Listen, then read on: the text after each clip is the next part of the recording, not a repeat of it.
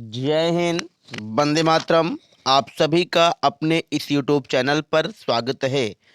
तो आज की क्लास में हम पॉलिटी का प्रैक्टिस सेट जो है 10वां लेकर के आए हैं और इसमें इस श्रृंखला में जितने भी प्रश्नों को रखा गया है वो आपके एग्जाम के लिए बहुत ही महत्वपूर्ण होगा। तो चलिए जो है इस क्लास को कंटिन्यू करते हैं और आप सभी विद्यार्थी जो है कमेंट के माध्यम से अपने आंसर को बताते चलेंगे। चलिए, जैसा कि आप सभी स्क्रीन में देख पा रहे हैं कि पहला प्रश्न जो आप सभी से पूछा जा रहा है, तो आपसे क्या पूछा जा रहा है कि आप एकदम अच्छे से पॉइंट टू पॉइंट बातों को नोट भी करते चलेंगे। पहला जो प्रश्न है आपसे इसमें पूछा जा रहा है कि भाषा की आधार पर गठित भारत का पहला राज्य का नाम है। आपको बताना है और यहाँ पर जो है विकल्प मिल रहे हैं आपको। चार विकल्प दिए गए हैं। पहला विकल्प में दिया गया है मद्रास दिया है, और दूसरा महाराष्ट्र दिया है, तीसरा आंध्र प्रदेश दिया है, चौथा पश्चिम बंगाल दिया है। तो आप लोग कमेंट करके बताएं कि जो पहला प्रश्न है इस पहले प्रश्न का जो है राइट आंसर क्या होगा। फटाफट आप लोग जवाब देते चलेंगे। देखिए साथियों, यदि हम बात करते हैं कि भाषा के आधार पर जो पहले राज्य का गठन किया गया था, तो जो है 1 अक्टूबर 1953 ईस्वी को भाषा की आधार पर जो है पहले राज्य के रूप में जो है आंध्र प्रदेश का गठन किया गया था। अर्थात जो है प्रश्न संख्या जो पहला है इसका राइट आंसर क्या हो जाएगा? सी है, राइट आंसर हो जाएगा। चलिए अब हम बढ़ते हैं प्रश्न संख्या 2 की तरफ। तो प्रश्न संख्या 2 में जैसा कि आप शब्द देख पा रहे हैं कि आपसे पूछा जा रहा है कि योजना आयोग का पदेन अध्यक्ष एक्स ऑफिसियो चेयरमैन कौन होता है? आपको बताना है। विकल्प में दिया गया है वित्त मंत्री, प्रधानमंत्री, वाणिज्य मंत्री और राष्ट्रपति। तो आप लोग कमेंट के माध्यम से बताएं कि राइट आंसर क्या होगा। चलिए, सबसे पहले यदि हम बात करते हैं कि योजना जो आयोग है, तो योजना आयोग का साथियों जो गठन किया गया था, तो जो है 15 मार्च 1950 को जो है योजना आयोग का गठन किया गया था। और बाद में क्या किया गया कि 1 जनवरी 2015 को नरेंद्र दामोदर दास मोदी ने इसका नाम जो है परिवर्तित करके इसका नाम कर दिया नीति आयोग कर दिया। अर्थात योजना आयोग का जो पदेन अध्यक्ष होता है, तो पदेन अध्यक्ष कौन होता है? तो जो है वह प्रधानमंत्री होता है। अर्थात जो है आपका राइट आंसर क्या हो जाएगा? बी जो है आपका राइट आंसर हो जाएगा। चलिए हम बढ़ते हैं प्रश्न संख्या 3 की तरफ। तो प्रश्न संख्या 3 में जैसा कि आप शब्द देख पा रहे हैं कि आपसे पूछा जा रहा है कि 73वां कॉन्स्टिट्यूशन अमेंडमेंट जो हुआ था इसका संबंध किससे है? आपको बताना है। और विकल्प में दिया है नगर पालिका से, शिक्षा के मौलिक अधिकार से, काम के अधिकार से और पंचायती राज से। तो आप लोग कमेंट के माध्यम से बताने का प्रयास करें कि राइट आंसर क्या होगा। चलिए, इस जो है प्रश्न का हम थोड़ा सा एक्सप्लेनेशन करते हैं कि इसमें देखिए जो पहला विकल्प दिया है नगर पालिका दिया है, तो नगर पालिका का जो संबंध है वह 42 कॉन्स्टिट्यूशन अमेंडमेंट 1992 से जो है इसका संबंध है। और दूसरा जो विकल्प दिया है शिक्षा के मौलिक अधिकार से, तो यहाँ पे आपको समझना है कि एक आर्टिकल है 21, आर्टिकल 21 जो है इसमें एक पार्ट है ए। तो जो है 21 पार्ट ए में जो है शिक्षा के अधिकार का मेंशन किया गया है। और इसे जो है किस अमेंडमेंट के तहत जोड़ा गया था? 85 कॉन्स्टिट्यूशन अमेंडमेंट जो है 2002 के द्वारा जो है शिक्षा के अधिकार को मौलिक अधिकार बना दिया गया था। और एक प्रकार से आप जो अंत में विकल्प देख पा रहे हैं डी, जैसा कि आप देख पा रहे हैं विकल्प संख्या जो डी है यही क्या है? पंचायती राज से है, इसका संबंध होगा 73वें कॉन्स्टिट्यूशन अमेंडमेंट का। अर्थात जो है डी जो है आपका राइट आंसर हो जाएगा। चलिए हम बढ़ते हैं अगले प्रश्न की तरफ। तो प्रश्न संख्या 4 में जैसा कि आप सब देख पा रहे हैं आपसे पूछा जा रहा है कि संविधान द्वारा कितनी भाषाओं को मान्यता प्रदान की गई है? आपको बताना है। विकल्प में दिया है 18, 19, 22, 14 दिया है। तो आप लोग कमेंट के माध्यम से बताने का प्रयास करें कि राइट आंसर क्या होगा। देखिए दोस्तों, यदि हम बात करते हैं कि भारतीय संविधान की एक अनुसूची है, 8वीं अनुसूची है, और इसी 8वीं अनुसूची में देखा जाए तो वर्तमान में, यानी जो मेरी मूल अनुसूची थी, तो मूल अनुसूची में कुल 14 विषयों का मेंशन किया गया था मूल अनुसूची में। लेकिन यदि हम बात करते हैं कि वर्तमान में 8वीं अनुसूची में कितनी भाषाओं का मेंशन किया गया है, कितने विषयों का मेंशन किया गया है, तो हो जाएगा 22 लैंग्वेज का मेंशन किया गया है। अर्थात प्रश्न संख्या जो 4 है, इसका राइट आंसर क्या हो जाएगा दोस्तों? बिल्कुल जो है सी जो है आपका राइट आंसर हो जाएगा। वर्तमान में देखा जाए तो संविधान में जो है 22 भाषाओं को मान्यता प्रदान किया गया है। चलिए बढ़ते हैं प्रश्न संख्या 5 की तरफ। तो जैसा कि आप सब देख पा रहे हैं कि प्रश्न संख्या जो 5 है, तो प्रश्न संख्या 5 में आपसे पूछा क्या जा रहा है कि आपको बताना है कि दल बदल से संबंधित कानून का उल्लेख किसमें है। आपको बताना है। विकल्प दिया है 8वीं अनुसूची, 9वीं अनुसूची, 10वीं अनुसूची, 11वीं अनुसूची। तो आप लोग कमेंट के माध्यम से राइट आंसर का चयन करें। चलिए यदि हम सभी विकल्पों का एनालाइज करते हैं, तो यहाँ पर जो जो पहला जो विकल्प दिया है 8वीं अनुसूची दिया है, तो 8वीं अनुसूची में अभी आपको पता है कि उपरोक्त प्रश्न में क्या बताया गया कि भाषा से जो है 8वीं अनुसूची का संबंध है। और जो विकल्प में दिया है दूसरा 9वीं अनुसूची दिया है, तो 9वीं अनुसूची का जो संबंध है वह है, बोलो किससे? भूमि सुधार जो कानून है इससे जो है इसका संबंध है।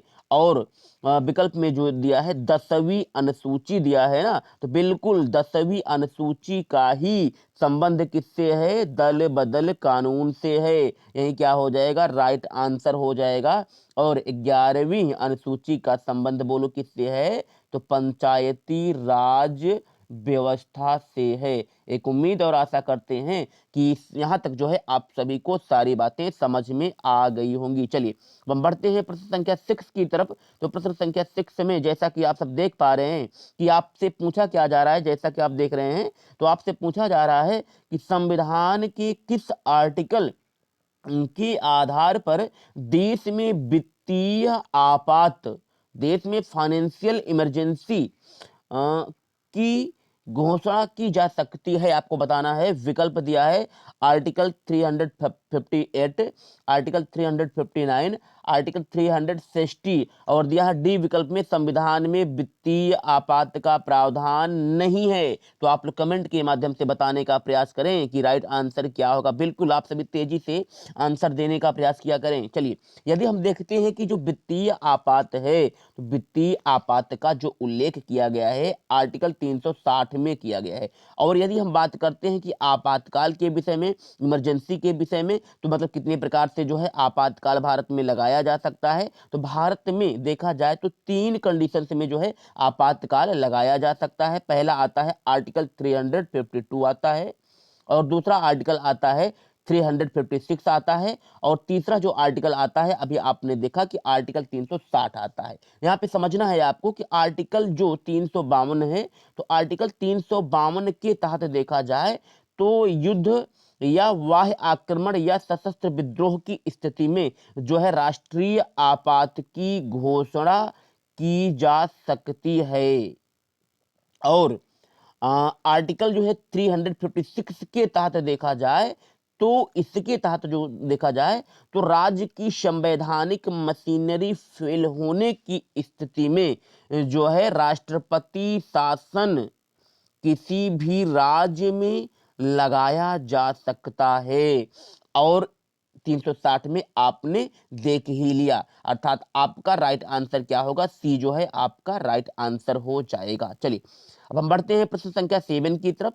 तो जैसा कि आप सब देख पा रहे हैं स्क्रीन में, तो आपसे पूछा क्या जा रहा है कि उच्च न्यायालय के न्यायाधीशों के कार्यकाल की सीमा बताना है आपको। विकल्प में दिया है 5 ईयर्स, अपनी उम्र के 62 ईयर्स पूरे होने तक, 7 ईयर्स, उपरोक्त कोई नहीं। तो आप लोग बताने का प्रयास करें कि राइट आंसर क्या होगा। यहाँ पे थोड़ा सा आपको समझना है कि यहाँ पे देखिए दोस्तों, जो उच्च न्यायालय होता है या जो उच्चतम जिसे कहते हैं सुप्रीम कोर्ट होता है, तो इनके न्यायाधीशों की कार्यकाल की जो अवधि होती है वह क्या होती है, अपनी उम्र के 62 वर्ष पूरे होने तक ये अपने पदों पर रह सकते हैं। लेकिन सुप्रीम कोर्ट के जो न्यायाधीश होते हैं इनके रिटायर होने की जो अवधि को मेंशन किया गया है आर्टिकल संविधान में, तो 65 ईयर्स जो है मेंशन किया गया है। चलिए अब हम बढ़ते हैं अगले प्रश्न की तरफ। आप लोग तेजी से कमेंट करने का प्रयास किया करें, और यदि किसी भी प्रकार से ये क्लास अगर आपको यूजफुल लगती है तो आप जो है इस सेशन को एक दूसरे के पास शेयर कर सकते हैं, चैनल को सब्सक्राइब कर सकते हैं और वीडियो को लाइक भी कर सकते हैं। चलिए प्रश्न संख्या 8 में जैसा कि आप सब देख पा रहे हैं, आपसे पूछा क्या जा रहा है कि सर्वोच्च न्यायालय के प्रथम न्यायाधीश कौन है, आपको बताना है। और विकल्प में दिया है के.एन. वांचू दिया है, जी.बी. मावलंकर दिया है, हीरालाल जेकानिया दिया है, शिवकुमार सेन दिया है। तो आप लोग बताएं कि राइट आंसर क्या होगा। देखिए यहां पर आपको समझना है कि जी.बी. मावलंकर जो दिया है ये प्रथम जो है लोकसभा जो है अध्यक्ष के पद पर ये पहले इन्होंने पद को धारण किया था। और जो सुकुमार सेन दिया है तो ये क्या थे, ये प्रथम जो है ये चुनाव आयुक्त थे, मुख्य चुनाव आयुक्त थे सुकुमार सेन। और हीरा लाल जे कानिया जो है यही जो है आपका राइट आंसर होगा। यही जो है सर्वोच्च न्यायालय के पहले न्यायाधीश थे हीरालाल जे कानिया। और ये मेरी जो आज की क्लास है विशेष तौर पर देखा जाए तो सुपर टेट के एग्जाम में जो पॉलिटी का सेक्शन है उन एग्जाम के लिए बहुत ही महत्वपूर्ण होगा। और हम कह सकते हैं कि वनडे एग्जाम के लिए भी ये क्लासेज जो है बहुत ही महत्वपूर्ण होगी। चलिए इसी के साथ हम बढ़ते हैं अगले प्रश्न की तरफ। तो प्रश्न संख्या 9 में जैसा कि आप सभी देख पा रहे हैं, तो आपसे पूछा क्या जा रहा है कि किस राज्य की विधानसभा सदस्यों की संख्या सर्वाधिक है, आपको बताना है। विकल्प में दिया है बिहार, उत्तर प्रदेश, एमपी और राजस्थान दिया है। तो आप लोग कमेंट के माध्यम से बताएं कि राइट आंसर क्या होगा। आज की इस क्लास में हम बहुत ज्यादा जो है एक्सप्लेनेशन करने का प्रयास नहीं करेंगे, सिर्फ जो है पॉइंट टू पॉइंट जो है आपको बताते चलेंगे और आप सभी राइट आंसर का चयन करते चलेंगे। बिल्कुल आज की क्लास में एक्सप्लेनेशन हम नहीं करेंगे। आप लोग बताएं कि प्रश्न संख्या जो 9 है इसका राइट आंसर क्या होगा। तो बिल्कुल बी जो है आपका राइट आंसर हो जाएगा। यूपी जो है, यूपी में देखा जाए तो विधानसभा के सदस्यों की सर्वाधिक सीटें हैं, अर्थात कह सकते हैं एमएलए की सबसे अधिकतम सीटें जो हैं यूपी से हैं, अर्थात देखा जाए तो 81 सीटें हैं मनोनीत को लेकर के। चलिए अब हम प्रश्न संख्या 10 की तरफ चलते हैं। तो आपको बताना है कि विधानसभा का वर्ष में कम से कम कितने अधिवेशन होने अनिवार्य हैं। विकल्प में दिया है 2, 3, 4, 5। तो आप लोग बताएं कि राइट आंसर क्या होगा। देखिए यदि हम बात करते हैं कि वर्ष में कम से कम देखा जाए तो 2 अधिवेशन या 2 बैठक होना अनिवार्य है। लेकिन दोनों अधिवेशन के बीच यदि हम डिफरेंट देखते हैं तो 6 मंथ से अधिक जो है डिफरेंट जो है नहीं होना चाहिए। अर्थात इस प्रश्न का राइट आंसर जो है ए इज द राइट आंसर हो जाएगा। बढ़ते हैं प्रश्न संख्या 11 की तरफ। तो प्रश्न संख्या 11 में आपसे पूछा जा रहा है कि राज्य की कार्यपालिका का प्रमुख कौन होता है। विकल्प में दिया है मुख्यमंत्री, राज्यपाल, विधानसभा अध्यक्ष, कोई नहीं। चले आप लोग कमेंट के माध्यम से बताएं। देखिए यहां पर आपको थोड़ा ध्यान से समझना है कि आपसे पूछा क्या जा रहा है, राज्य की कार्यपालिका के विषय में पूछा जा रहा है और क्या दिया है, प्रमुख के विषय में पूछा जा रहा है। यहां पर ध्यान से समझना है कि यहां पे वास्तविक प्रमुख की बात नहीं कर रहा है और ना नाम मात्र के प्रमुख की बात कर रहा है। तो ऐसी कंडीशन में आपका आंसर क्या होगा, तो आपको वास्तविक पर ही जो है आपको आंसर रिप्लाई करना है। अर्थात यदि हम बात करें कि राज्य की कार्यपालिका का प्रमुख कौन होगा ऐसी स्थिति में, तो राज्यपाल को ही आप सभी को आंसर टिक करना है।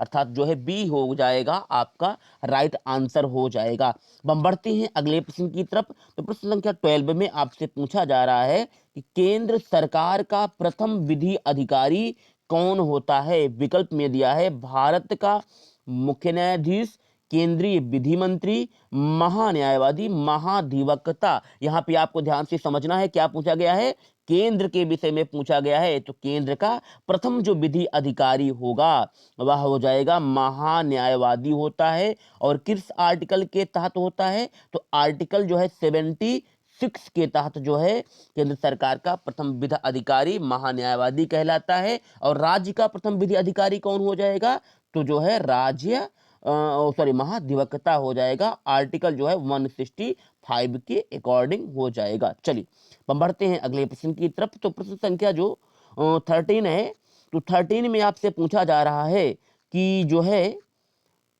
राज्यसभा की अधिकतम सदस्य संख्या है क्या हो सकती है आपको बताना है। विकल्प दिया है 238, 245, 250, 262 दिया है। तो आप लोग बताएं कि राइट आंसर क्या होगा। यहाँ पे थोड़ा सा आपको समझना है कि राज्यसभा की यदि हम बात करते हैं कि अधिकतम सदस्य संख्या कितनी हो सकती है तो 250 जो है राज्यसभा की अधिकतम सदस्य संख्या हो सकती है। लेकिन वर्तमान में देखा जाए तो राज्यसभा की जो सदस्य संख्या है वर्तमान में तो वह बोलो कितना है 245 ही है। अर्थात इस प्रश्न का राइट आंसर हो जाएगा सी जो है आपका राइट आंसर हो जाएगा। हम बढ़ते हैं अगले प्रश्न की तरफ। प्रश्न संख्या जो 14 है जैसा कि आप सभी देख पा रहे हैं स्क्रीन में तो आप सभी से पूछा जा रहा है कि मंत्रिपरिषद सामूहिक रूप से किसके प्रति उत्तरदायी होती है। विकल्प में दिया है राष्ट्रपति, लोकसभा अध्यक्ष और लोकसभा और राज्यसभा, ये 4 विकल्प हैं। इन विकल्पों में से आप सभी को राइट आंसर का चयन करना है। देखिए यहां पर आपको थोड़ा सा समझना है। देखिए जो मंत्रिपरिषद का उत्तरदायित्व होता है या 2 प्रकार का होता है। एक उत्तरदायित्व होता है सामूहिक उत्तरदायित्व और दूसरा उत्तरदायित्व क्या होता है व्यक्तिगत उत्तरदायित्व होता है। यदि आपसे प्रश्न किया जाए कि व्यक्तिगत उत्तरदायित्व किसके प्रति होता है तो व्यक्तिगत जो उत्तरदायित्व होता है साथियों वह जो होता है राष्ट्रपति के प्रति होता है। और जो सामूहिक उत्तरदायित्व पूछा जाए तो हो जाएगा लोकसभा के प्रति। अर्थात जो है आपका जो है राइट आंसर दोस्तों क्या हो जाएगा सी जो है यही आपका राइट आंसर हो जाएगा। चलिए हम अगले प्रश्न की तरफ बढ़ते हैं। प्रश्न संख्या 15 में आप जैसा कि देख पा रहे हैं कि आपसे पूछा जा रहा है कि प्रधानमंत्री की नियुक्ति कौन करता है। विकल्प में दिया है प्रेसिडेंट दिया है, वाइस प्रेसिडेंट दिया है और दिया है स्पीकर को दिया है और दिया है भारत के मुख्य न्यायाधीश। तो प्रधानमंत्री की नियुक्ति कौन करता है तो आप लोग तेजी से जवाब देने का प्रयास करें। तो आप सभी का जो है राइट आंसर क्या होगा बिल्कुल जो है ए इज द राइट आंसर हो जाएगा। राष्ट्रपति जो है क्या करता है प्रधानमंत्री की नियुक्ति करता है। और किस आर्टिकल के तहत तो आर्टिकल जो है 75 के तहत जो है प्रधानमंत्री की नियुक्ति करता है। ऐसा आर्टिकल 75 में ऐसा कहा गया है कि लोकसभा का जो चुनाव होता है इस लोकसभा के चुनाव में जिस दल को पूर्ण बहुमत प्राप्त होता है उस दल के किसी भी उम्मीदवार को जो है राष्ट्रपति प्राइम मिनिस्टर बना सकता है। चलिए अब हम बढ़ते हैं अगले प्रश्न की तरफ। तो प्रश्न संख्या जैसा कि आप सब देख पा रहे हैं कि 16 में आपसे पूछा जा रहा है कि संविधान में मूल कर्तव्यों की कुल संख्या कितनी है। और विकल्प दिया है 10, 11, 12, 13। तो आप लोग बताएं कि राइट आंसर क्या होगा। चलिए यदि पहली चीज तो हम देखते हैं कि जो मूल कर्तव्य जो फंडामेंटल ड्यूटीज होते हैं फंडामेंटल ड्यूटीज को जो है पहले हम देखते हैं कि कहां से इनको लिया गया है तो यूएसएसआर के संविधान से मूल कर्तव्य को लिया गया है। या हम इसे ही क्या कहते हैं पूर्व सोवियत संघ भी कहते हैं, पूर्व सोवियत संघ भी कहते हैं या इसी को ही रूस भी सॉरी इसी को ही रूस भी कहा जाता है। तो यहां से देखा जाए तो मूल कर्तव्य को लिया गया है। और मेरा जो मूल संविधान था तो मूल संविधान में मूल कर्तव्यों का उल्लेख नहीं था। 42वां कॉन्स्टिट्यूशन अमेंडमेंट 1976 के तहत मूल कर्तव्यों को संविधान में जोड़ा गया। और मूल जो मौलिक कर्तव्य थे तो कुल 10 थे। लेकिन वर्तमान में यदि पूछा जा रहा है क्योंकि यहाँ पे क्या दिया है है दिया है, तो है का मतलब क्या हो जाएगा, प्रेजेंट में पूछा जा रहा है, तो प्रेजेंट में क्या हो जाएगा आपका राइट आंसर, बिल्कुल जो है 11 हो जाएगा। वर्तमान में कुल 11 मौलिक कर्तव्य हैं, और जो 11वां मौलिक कर्तव्य है इसमें क्या कहा गया है कि प्रत्येक अभिभावक का यह कर्तव्य होगा कि वह जो है अपने 6 से 14 वर्ष तक के बच्चों को अनिवार्य एवं निःशुल्क शिक्षा प्रदान करें। एक उम्मीद करते हैं कि इस प्रश्न में आपको सारी बातें समझ में आ गई होंगी। चलिए हम बढ़ते हैं अगले प्रश्न की तरफ। तो प्रश्न संख्या जो नेक्स्ट है इसमें आपसे पूछा जा रहा है कि भारत के संविधान का निर्माता, संविधान का निर्माता किसे माना जाता है, आपको बताना है। विकल्प में दिया है Mahatma Gandhi, V R. Ambedkar, B N. Rao, doctor Rajendra Prasad दिया है। तो आप सभी राइट आंसर बताने का प्रयास करें कि राइट आंसर क्या होगा। पहली चीज तो यहां आपको समझना है, संविधान निर्माता की बात किया जा रहा है, तो ऐसी कंडीशन में आपके जो राइट आंसर होगा क्या हो जाएगा, बिल्कुल डॉक्टर वी.आर. अंबेडकर जो हैं यही क्या थे, संविधान निर्माता थे। एक प्रकार कह सकते हैं कि फादर ऑफ इंडियन कॉन्स्टिट्यूशन, संविधान के पिता थे। क्यों संविधान के पिता थे, क्योंकि प्रारूप जो समिति गठित की गई थी, इस प्रारूप समिति के क्या थे, ये चेयरमैन थे, इसीलिए इन्हें संविधान का पिता कहा जाता है। चलिए और भी विकल्पों का हम मूल्यांकन कर लेते हैं। बी.एन. राव क्या थे, संविधान सभा के देखा जाए तो संवैधानिक सलाहकार थे। कौन बोलो, बी.एन. राव थे, और जिनका पूरा नाम है सर वेनेगल नाथ राव। और एक विकल्प में और क्या दिया है, डॉक्टर राजेंद्र प्रसाद दिया है। तो डॉक्टर राजेंद्र प्रसाद जो थे ये संविधान सभा के स्थायी अध्यक्ष थे, अर्थात क्या थे, ये परमानेंट जो है चेयरमैन थे। और इन्हें जो है परमानेंट चेयरमैन कब बनाया गया, तो 11 दिसंबर 1946 को इन्हें संविधान सभा का जो है स्थायी अध्यक्ष बनाया गया था। अर्थात आप सभी ने देखा कि इस प्रश्न का राइट आंसर बी हो गया है। और यदि आपको इस क्लास की पीडीएफ प्राप्त करना है, अर्थात हम जो प्रैक्टिस सेट आपके लिए करा रहे हैं, यदि इसकी आप सभी को पीडीएफ चाहिए तो आप जो है हमारे टेलीग्राम चैनल, टेलीग्राम चैनल क्या है, पॉलिटी विद संजय वर्मा के टेलीग्राम चैनल में आप ज्वाइन कर सकते हैं, वहां से आप जुड़ सकते हैं। या जो है आप हमें जो है 700708 और 2269 पर जो है व्हाट्सअप कर सकते हैं, यहां से भी आपको पीडीएफ प्राप्त हो जाएगी। चलिए अगले प्रश्न में जो है आपसे पूछा क्या जा रहा है कि भारत का संविधान किस दिन लागू हुआ, आपसे पूछा जा रहा है किस दिन लागू हुआ। अब विकल्प में क्या क्या दिया है, 26 जनवरी 1950, 26 जनवरी 1949, 15 अगस्त 1947, 26 जनवरी 1948। बताएं।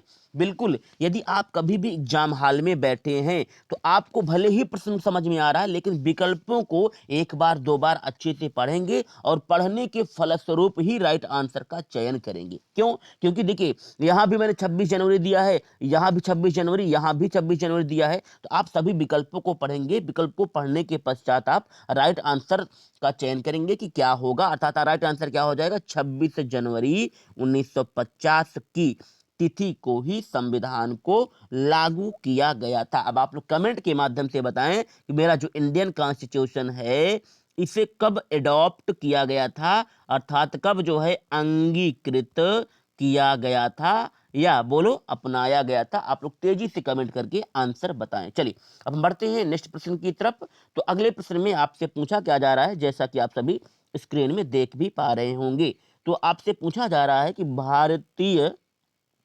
संविधान सभा की संघीय समिति के अध्यक्ष कौन थे, आपको बताना है। विकल्प में दिया है सरदार पटेल और डॉक्टर भीमराव अंबेडकर, पंडित जवाहरलाल नेहरू, अल्लादी कृष्णा स्वामी अय्यर। तो आप लोग बताएं कि राइट आंसर क्या होगा। देखिए दोस्तों, जो पहला विकल्प दिया है तो हम सबसे पहले सभी विकल्पों का मूल्यांकन करते हैं, क्योंकि विकल्प जो दिए रहते हैं ये भी महत्वपूर्ण विकल्प एक प्रकार से रहते हैं, यहां से भी आपके एग्जाम में प्रश्न बन सकते हैं। देखिए, सरदार पटेल जो विकल्प में दिया है दोस्तों, ये सरदार पटेल जो थे ये किस समिति के अध्यक्ष थे?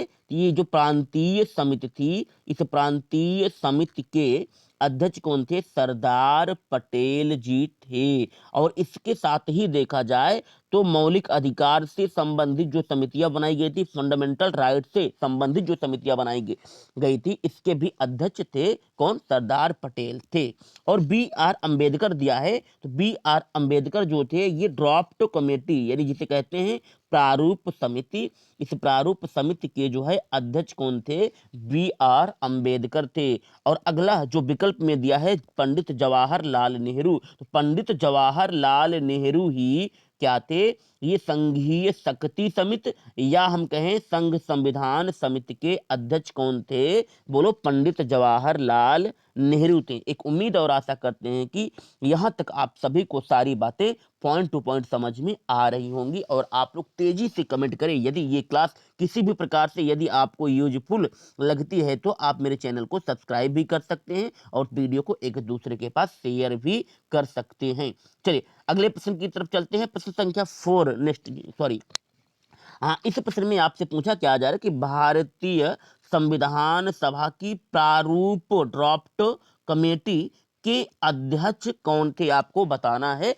और यहाँ पर 4 विकल्प दिए हैं। पहला विकल्प दिया है डॉक्टर राजेंद्र प्रसाद, दूसरा विकल्प दिया है बी एन राव, तीसरा विकल्प दिया है जवाहरलाल नेहरू, और चौथा विकल्प दिया है भीमराव अंबेडकर। तो आप लोग बताएं कि राइट आंसर क्या होगा। चलिए इस प्रश्न का हम थोड़ा सा मूल्यांकन करते हैं और कितने प्रकार के प्रश्न बन सकते हैं। ध्यान से समझना दोस्तों कि देखिए, जो प्रारूप समिति है, सबसे पहले हम देखते हैं कि प्रारूप समिति का गठन कब किया गया था। प्रारूप समिति का, तो जो है प्रारूप समिति का जो गठन किया गया था 29 अगस्त 1947 को प्रारूप समिति का गठन किया गया था। और प्रारूप समिति में कुल कितने सदस्य थे? तो प्रारूप समिति में कुल 7 सदस्य थे, 7 मेंबर्स थे। और इसमें से देखा जाए तो जो डॉक्टर भीमराव अंबेडकर हैं, यही क्या थे? प्रारूप समिति के जो है अध्यक्ष थे, अर्थात इंडियन कॉन्स्टिट्यूशन के पापा या पिता थे। चलिए अब हम अगले प्रश्न की तरफ बढ़ते हैं। तो प्रश्न संख्या नेक्स्ट जो है, इसमें आप सभी से पूछा जा रहा है कि संविधान सभा के संवैधानिक सलाहकार कौन थे। आपको बताना है। 4 विकल्प दिया है, के एम मुंशी दिया है, शरत चंद्र बोस दिया है, बी एन राव दिया है, एन माधव राव दिया है। तो आप लोग बताएं कि राइट आंसर क्या होगा। तो बिल्कुल आप सभी को बार बार मैं बताया हूं कि संवैधानिक सलाहकार कौन थे संविधान सभा के। तो sir B N Rao, Benegal Nath Rao जो थे ये संविधान सभा के संवैधानिक सलाहकार थे। और यहाँ विकल्प में क्या दिया है? के एम मुंशी दिया है। तो के एम मुंशी जो थे ये प्रारूप समिति जो थी, इसी प्रारूप समिति में 7 सदस्य थे। तो उन 7 सदस्यों में से एक सदस्य क्या थे? के एम मुंशी थे, जिनका पूरा नाम है कन्हैया लाल मणिक लाल मुंशी। और अगला जो विकल्प में दिया है एन माधव राव, तो एन माधव राव भी क्या थे? ये प्रारूप समिति के एक सदस्य थे, एन माधव राव भी थे। चलिए अब हम बढ़ते हैं अगले प्रश्न की तरफ। आप लोग तेजी से कमेंट करके आंसर बताने का प्रयास भी करते चलें। चलिए थोड़ा सा प्रश्नों का लेवल यहाँ पे बढ़ा रहे हैं। और इस प्रश्न में जो है आपसे पूछा क्या जा रहा है कि कॉन्स्टिट्यूशन अमेंडमेंट जो 71 हुआ था, 71वें संविधान संशोधन से संविधान की 8वीं अनुसूची में कौन सी 3 भाषाएं जोड़ी गई। आपको यहाँ पे 4 विकल्प दिए हैं। इन विकल्पों में से आपको राइट आंसर का चयन करना है। देखिए थोड़ा सा आपको समझना है कि देखिए संविधान में देखा जाए तो जो 8वीं अनुसूची है, इसी 8वीं अनुसूची का संबंध किससे था? तो संविधान में जो है 8वीं अनुसूची का संबंध जो है भाषाओं से था। और जो मेरी मूल 8वीं अनुसूची थी, तो मूल 8वीं अनुसूची में कुल 14 भाषाओं का उल्लेख किया गया था। लेकिन बाद में कुछ संविधान संशोधन के तहत जो है इसमें जो है 22 भाषाओं को जोड़ा गया, अर्थात जो है 8 भाषाओं को और जोड़ दिया गया। इनमें से देखा जाए तो पहला जो संविधान संशोधन हुआ था 21वां जो है कॉन्स्टिट्यूशन अमेंडमेंट हुआ था, 1967 में हुआ था। इसके तहत जो है संविधान में जो है सिंधी भाषा को जोड़ा गया था। और इसके बाद जो है देखा जाए तो 71वां कॉन्स्टिट्यूशन अमेंडमेंट 1990 जो है 1992 में हुआ था और इसके तहत देखा जाए तो कोकड़ी, मणिपुर और नेपाली को जोड़ा गया था। अर्थात जो है आपका राइट आंसर क्या हो जाएगा, सी जो है आपका राइट आंसर हो जाएगा। और हम बात करते हैं कि एक तरफ से अगला जो कॉन्स्टिट्यूशन अमेंडमेंट हुआ था 8वीं अनुसूची में देखा जाए तो वो था 92 कॉन्स्टिट्यूशन अमेंडमेंट जो है 2003 में हुआ था। और 92वें संविधान संशोधन के तहत देखा जाए तो मैथिली, संथाली, डोगरी और बोडो को जोड़ा गया था 92वां संविधान संशोधन के तहत। चलिए अब हम चलते हैं अगले प्रश्न की तरफ बढ़ते हैं। तो प्रश्न संख्या आज की क्लास में का सेकंड लास्ट है ना। हाँ, आपको बताना है कि कौन सी भाषा संविधान की 8वीं अनुसूची में शामिल नहीं है। विकल्प में दिया है अंग्रेजी, हिंदी, संस्कृत, उर्दू। तो आप लोग कमेंट के माध्यम से बताएं कि जो है राइट आंसर क्या होगा। चलिए तेजी से आप लोग कमेंट करें। बिल्कुल अंग्रेजी जो भाषा है, अंग्रेजी भाषा का उल्लेख जो है संविधान की 8वीं अनुसूची में नहीं किया गया है। अर्थात जो है ए जो है आपका राइट आंसर हो जाएगा। और इस क्लास का हम देख नहीं चल रहे हैं कि अंतिम प्रश्न जो है आज की इस क्लास में, इस सेशन का। चलिए आपको बताना है कि पंचायती राज व्यवस्था अपनाई गई थी क्यों। 4 विकल्प हैं। पहला विकल्प है लोगों को राजनैतिक जागरूकता प्रदान करने हेतु। अगला लोकतंत्र की शक्तियों के विकेंद्रीकरण के लिए। अगला कृषकों को शिक्षित करने के लिए। उपयुक्त में से कोई नहीं। तो आप लोग बताएं कि राइट आंसर क्या होगा। देखिए जो पंचायती राज व्यवस्था है तो पंचायती राज व्यवस्था को संविधान में देखा जाए तो जोड़ने के पीछे कारण क्या था। तो लोकतंत्र की जो शक्तियां हैं इसी शक्तियों को जो है विकेंद्रीकृत करण करने के लिए। अर्थात जो है आपका राइट आंसर क्या होगा, बी हो जाएगा। तो आज की इस क्लास में आपने जो है कुछ महत्वपूर्ण प्रश्नों की श्रृंखला को देखा और एक उम्मीद और आशा करते हैं कि आप सभी को सारी बातें समझ में आ रही होंगी। और अपनी तैयारी को मजबूत करने के लिए, अपनी तैयारी को दहाड़ देने के लिए आप जो है हमारे चैनल को सब्सक्राइब कर सकते हैं। और इसी तरीके से डेली जो है आपको महत्वपूर्ण प्रैक्टिस सेट की जो है श्रृंखला लेकर के आएंगे और जो आपकी क्लास के लिए बहुत ही महत्वपूर्ण होगा। और आज के लिए इतना ही। Thank you so much. All the best.